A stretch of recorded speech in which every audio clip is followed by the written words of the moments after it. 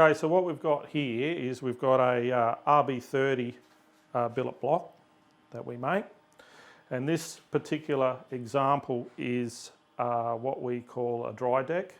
So as you'll see, we have here's the water jacket cavity,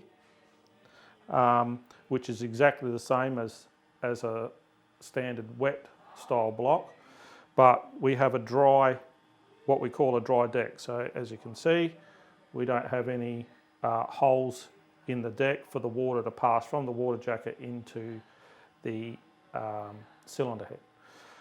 So by using this system, it allows us to run extreme boost levels up in the 60, 70, 80, 100 pound levels without having to be concerned with those cylinder pressures leaking into the cooling system, and then that means that, you know, basically your race day's over once you start pressurising the cooling system.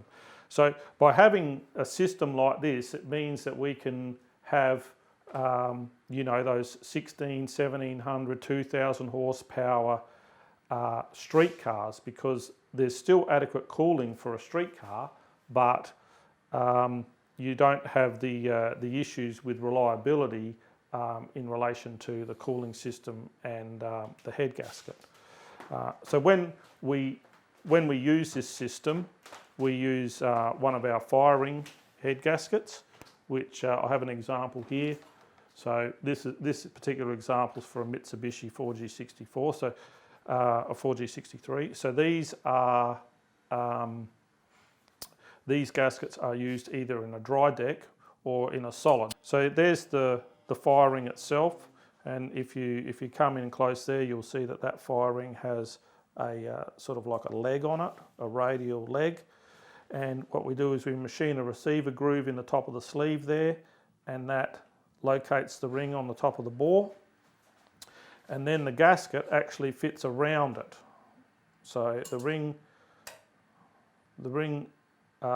mounts directly on the block and on the cylinder head, and the gasket is effectively a spacer. And so we have a 2 to 2.5 thousandths of an inch difference between the thickness of this and the thickness of that, and that gives us the preload on the fire ring to make sure that the cylinder stays sealed.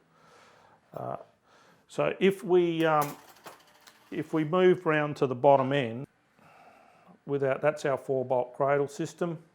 So we have a single piece cradle, we have 4 bolts per saddle through the middle, and we have 2 bolts on the end. The reason we only put 2 on the end is the end saddles are only supporting 1 cylinder, whereas the rest of the saddles are supporting 2 cylinders, so it's better to have a bit more strength there. And what you'll see here is we have these jack screws that we supply with the block, and this is the system that we use to remove the cradle from the block. So these come down onto dowels so they don't damage the block. So that allows us to get the cradle off of the block without having to use any hammers or anything like that, mallets. First of all, quite obviously, we have these notches in the base of the bores, and this is for the clearance of the aluminium rod. And then what also you can see is where these fittings are, they come into the block, we've come in and we've radiused these. So there's those -10 fittings there, there's an oil drain section back here, and then some other oil drain sections here. Now the reason we've got to clearance the conrods is, have an example here. So if we have a steel rod here, and then we have a BME aluminium rod, which is the rod that will be going into this engine. As you can see on a first glance, that this area here is much bulkier than what you have with the steel rod.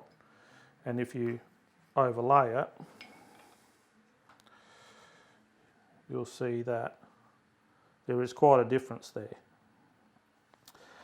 So the reason they do that is because aluminium obviously isn't as strong as chrome moly steel, but also by increasing the beam mass, that actually makes this conrod stronger than an equivalent in steel, with the thinner cross sections. But when this rod is attached and the crankshaft's rotating, this area here, because it's so bulky, we have to clearance the block to make sure that that clears. Now, people often ask why we use aluminium instead of cast iron, or why is aluminium stronger than cast iron? And well, the answer is that aluminium is actually as strong as cast iron. So if we look at it based purely on a tensile strength, they are very similar in tensile strength. The big difference is with aluminium comes down to the yield. So when we talk about yield, that is how far can the material move before it's going to crack. So with cast iron, you have a yield of between 1 and 2%, which means that if you had a 100mm piece of cast iron and you stretched it to breaking point, it would only stretch up to a millimetre or two before it broke. Whereas aluminium, an equivalent piece of aluminium, would stretch to 10% of its length before it broke. So that's why the aluminium will resist cracking much more than the cast iron. It's basically that the cast iron is brittle or much more brittle than the aluminium. So in addition to that, the reason that we use billet is aluminium is a third of the weight of cast iron. So because it's a third of a weight, what that means is that we can add thicker cross sections and thicker areas in the block and in our designs to make the product stronger, but it is still lighter.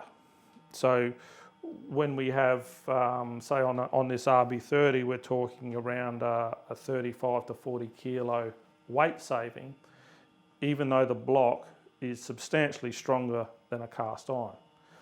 So if we have a look at, this is a sectioned 2JZ cast iron block. So if we have a look in these areas, you can see here, there's the cylinder wall, which is still relatively thick for a cast iron factory block. But as you can see, it's unsupported. There's the deck and there's the base of the water jacket. And so from that entire distance, the bore is unsupported. So as you have the piston moving up and down with the high cylinder pressures and high boost pressures, then these walls are going to move. And this is where you get these issues with it cracking, because once they move too much, then you'll split the bore and you have a failure. So what a lot of the high-end guys are doing in drag racing and so on is that they'll fill this area with a block filler or a water jacket filler. It's basically a tile grout style type of material with some added features to it. And basically what that does is increase the rigidity, because it stops these areas from moving, so then you don't develop a crack. But there's only so much that can do, and as we can see here, the deck thickness is quite thin.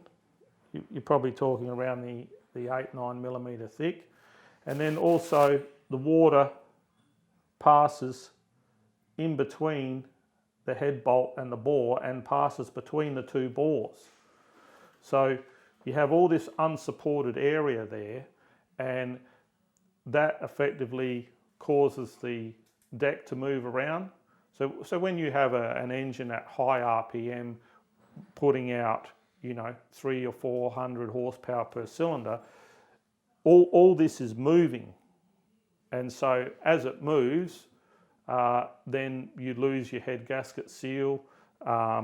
You get additional bearing wear because the tunnel doesn't stay straight, and then you eventually develop a crack, or if you get enough movement in the deck, then the head gasket fails because the deck's not holding the head gasket in position. So all of these things contribute to the cast iron block failing. And so what we've done with the aluminium block is we've shortened up the water jacket, and so the area below the water jacket is solid. Our sections through the crankcase here are a minimum of 15 millimetres thick, so you can see the difference there where you're talking a 4 or 5 millimetre thickness. Ours are 15 millimetre thick through there. Because the water jacket is much shorter, then we've got sort of this much area where we have water, and then below that it's solid aluminium that supports the dry sleeve. And then also in the water jacket design, because we have these bosses here where the head studs fit, and then we also have a strengthening beam here at the midpoint of the bore, which is where your thrust face is on the piston, so that's where your highest loading is on the bore. So there's an additional support there. So by having it structured this way and not having water come in behind here, then it makes the deck extremely rigid. And that's in addition to our deck being 19 millimetres thick versus the 8 millimetre deck there. So all of these things combined give us the rigidity that enables our products to withstand upwards of 500 horsepower per cylinder. So we have some 4-cylinder examples where they're approaching those numbers, and they're not having issues with head gaskets.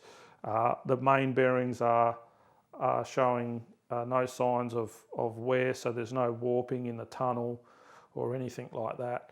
So that's providing us good feedback on our designs and how all this is working under extreme conditions.